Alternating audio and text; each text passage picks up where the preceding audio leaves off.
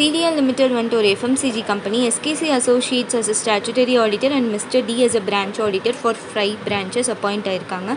So mister D வந்துட்டு only 5 branchesக்கு auditing பண்ணுறாங்க. ஸோ அவங்க வந்துட்டு materiality level and risk of material மிஸ்டேட்மெண்ட்டை வந்துட்டு லைக் அரைவ் பண்ணலை. பிகாஸ் அவங்க என்ன சொல்கிறாங்க அப்படின்னா materiality and identifying assessing risk of material misstatement வந்துட்டு financial statement of the company as a whole தான் பண்ணணும் அப்படின்னு சொல்கிறாங்க. அண்ட் அவங்க வந்துட்டு மெயினாக என்ன பெர்ஃபார்ம் பண்ணுறாங்கன்னா substantive audit procedures in respect of financial statements. என்னென்ன எக்ஸாம்பிள் சொல்லணும்னா verification of plant property equipment item, inventories, trade receivables, like verifications and vouchers. And அதே மாதிரி மெயின்டைன்டு டாக்குமெண்டேஷனையும் மெயின்டைன் பண்ணுற ஒர்க் அவங்க பண்ணுறாங்கன்னு சொல்கிறாங்க. ஸோ கோர்ஸ் ஆஃப் ஆடிட் அப்போ 2 branches சேம் கைண்ட் ஆஃப் கூட்ஸில் டீல் பண்ணுது. ஓகேவா?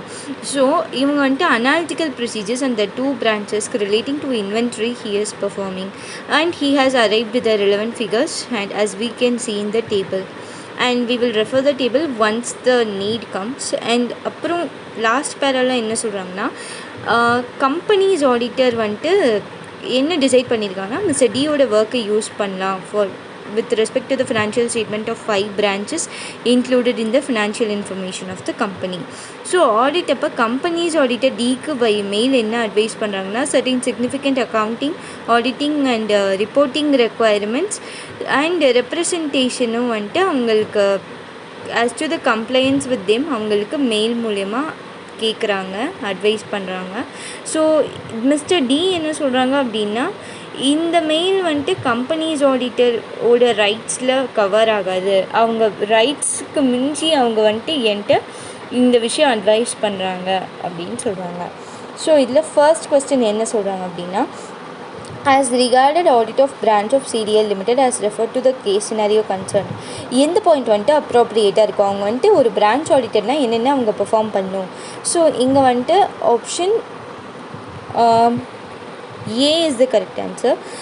என்னென்னா the accounts of branch shall be audited either by the company or an auditor. So as regard to the audit of branch என்ன வந்துட்டு நம்ம சொல்லணும் அப்படின்னா பிரான்ச் ஆடிட்டர் வந்துட்டு எய்தர் கம்பெனி ஆடிட்டரே பார்ப்பாங்க, இல்லைன்னா other than company auditor if he is appointed.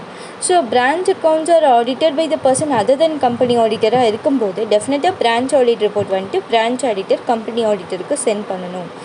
This is covered under question 1. So the answer is A. Next, after reading the methodology for carrying branch audits by Mr. D. So அவங்க methodology பார்த்த அப்புறம் நம்மளுக்கு வந்துட்டு எது அப்ரோப்ரியேட்டாக இருக்குது அப்படின்னு கேட்குறாங்க. So நம்ம பார்த்தோம் like risk of material statement மெட்டீரியாலிட்டிலாம் நான் பண்ணலை, அவங்களோட வியூ என்னென்னா as a whole தான் இருந்துச்சு அப்படின்னு. ஸோ நம்ம என்ன சொல்கிறோம்னா separate determination of materiality and identifying and assessing risk of material misstatement is required along with the documentation thereof with respect of each branches. So is required to perform substantive procedures as described in the case scenario in respect of auditee branch and also maintain the documentation. Correct.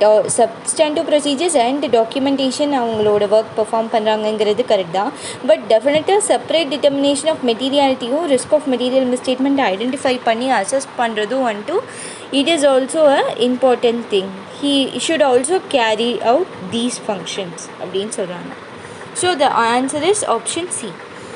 And third question என்ன சொல்கிறாங்கன்னா correct statement choose பண்ண சொல்கிறாங்க results of analytical ப்ரொசீஜர்ஸில். So இங்கே ஆப்ஷன்ஸில் பாருங்கள் எல்லாமே 23 to 24 தான் கொடுத்துருக்காங்க. So we need to analyze that period only. That is fine.